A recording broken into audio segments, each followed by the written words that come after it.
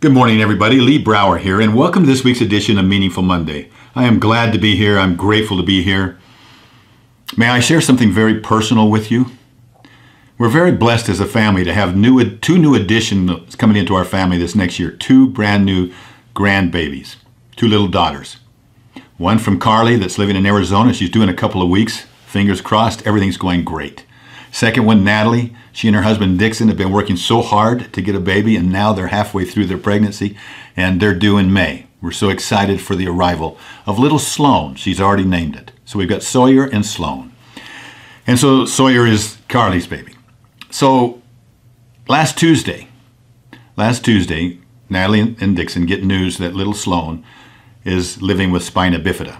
And that means that the spine is growing outside of the body. Typically, the treatment is to wait until the child's born, immediately do surgery. The risky outcome is that in all likelihood, they may not be able to walk unassisted during their life. It's also that maybe some damage because of the fluids that collect in the brain. They've given her another option, and the other option is to do something that's rather new and unique and hasn't been done that much.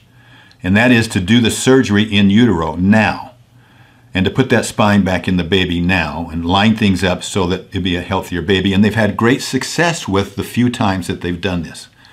And there's only a couple places that you can have this kind of surgery done, and the very best, as we understand it, and our research shows us, is from a doctor that's in Houston. That would mean Natalie would have to move to Houston, spend the next four or 5 months there, have the surgery on February 2nd. They will go in and open up both the mother and the baby and repair the baby. And then they have to be sedated for 10 days to be completely still.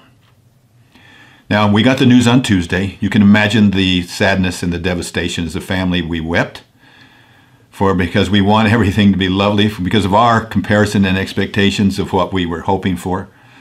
But then when we realized the blessing that this child is already starting to bring, our mood started to change a little bit.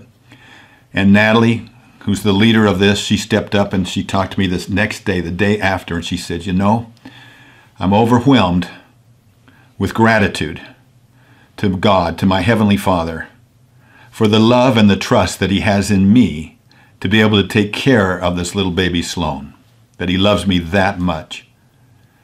I thought, wow, the lessons we learn from our children. I'm so grateful for her.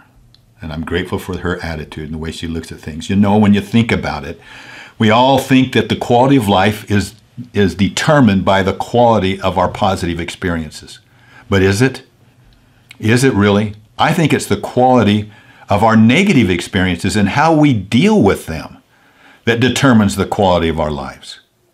And as we learn to deal with the negative experiences and have those experiences, then we are able to appreciate, we're able to recognize, receive, and enjoy all of the blessings that God has in store for us. Prayers are accepted. We know how powerful prayers are. Thank you for your thoughts in advance and your prayers in advance. We'll keep you posted as we go along. And thank you for this thought. I'm grateful for this moment to be able to think through and really understand the power that comes from negative experiences. And how gratitude helps eliminate fear. How gratitude allows us to deal with sadness and tribulation.